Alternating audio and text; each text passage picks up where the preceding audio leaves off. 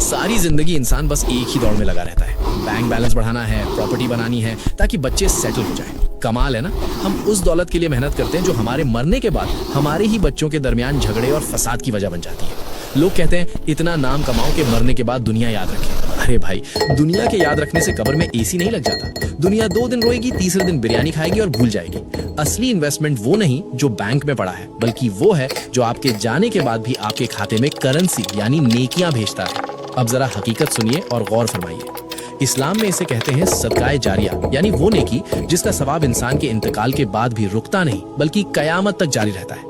सही मुस्लिम की हदीस 1631 गवाह है कि मरने के बाद इंसान के अमाल का सिलसिला खत्म हो जाता है सिवाय 3 चीजों के, जिनमें से एक है वो नेकी जिसका नफा यानी बेनिफिट लोगों को पहुंचता रहे। तो अगर आप चाहते हैं कि कब्र की तन्हाई में भी आपका रिवॉर्ड सिस्टम चालू रहे तो ये 6 काम आज ही नोट कर लें। कुरान पाक, किसी को कुरान मजीद तोहफे में दे, जब जब वो पढ़ेगा हर हर्फ पे आपको सवाब मिलेगा।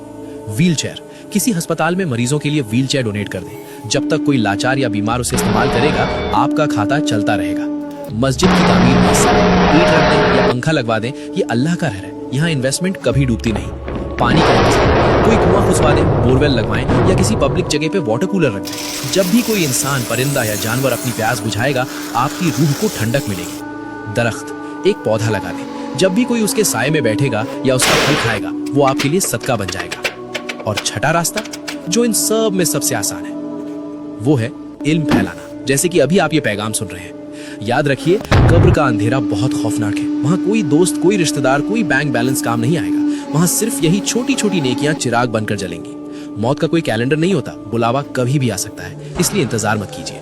ये छठा काम अभी करें। इस पैगाम को अपने मुस्लिम भाई बहनों तक पहुंचाएं। अगर आपकी वजह से किसी एक ने भी इनमें से कोई एक नेकी कर ली तो सोचिए आपकी आखिरत का कितना बड़ा सामान तैयार हो जाएगा।